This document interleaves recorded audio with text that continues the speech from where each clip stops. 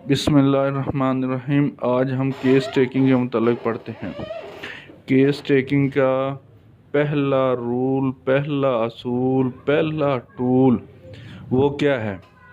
वो है state of mind.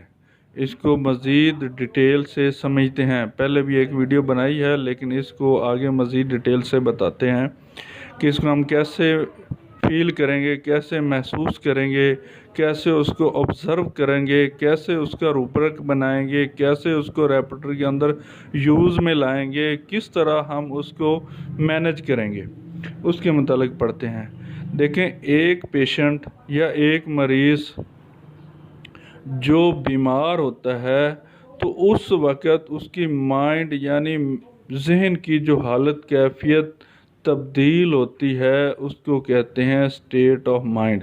यानी एक नॉर्मल इंसान जिस तरह पहले ज़िंदगी गुजार रहा था, लेकिन बीमार होने के बाद उसके अंदर तब्दीली आ गई।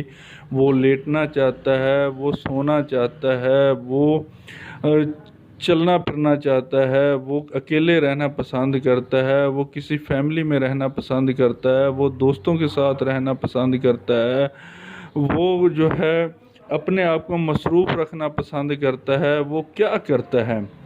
इसको कहते हैं स्टेट ऑफ माइंड। वो बैठना पसंद करता है। वो क्या करता है? उसके अंदर जो जो जो ये तब्दीली आई है, उस तब्दीली को स्टेट ऑफ माइंड कहते हैं।